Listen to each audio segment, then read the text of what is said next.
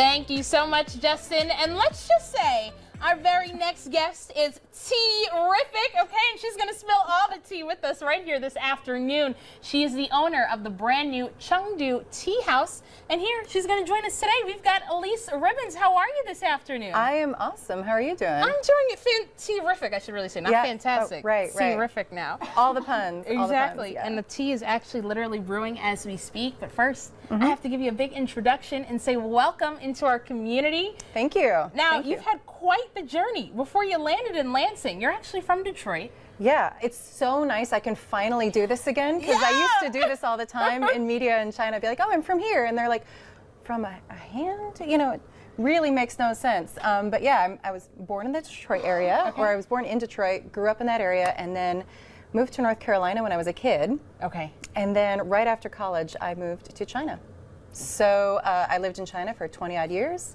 And when we had to move back to America last summer for my husband's career, I went all over America, picked 10 cities, and decided on Lansing. I love that. All over America, all over the world, really. So talk to us a little bit about how all of those experiences shaped you and really brought you here, of all places. You didn't go back to Detroit, you came to Lansing. So tell us about that. Well, first and foremost, I have a sister in East Lansing, so family matters. You're good, yes. Also, Post Oak Academy, where my daughter goes, so my daughter could keep up with her Mandarin, you know, and it's a great school, and I love public schools. I love supporting public schools. And then Old Town. It was like the perfect vibe for what I was looking for. I wanted to live somewhere I could walk.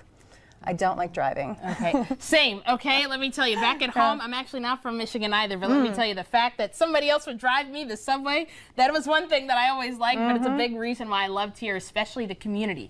So let's talk a little bit about how the tea house came about. Where did that fit in through the entire journey? Well, so I lived in China for a long time. Tea is very much a part of everyday life, and it's also really a very important part of business.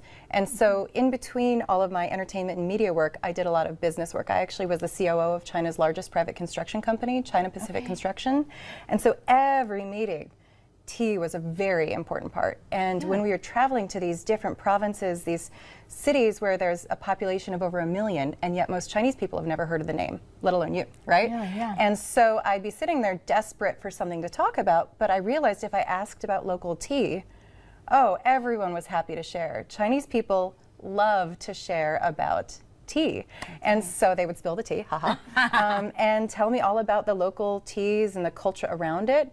And it was just always fascinating. I've always loved it. And then when I moved to Chengdu, China, about 3 or so years ago, or no, a little more than that, I really fell in love with the way the Chengdu people do tea houses.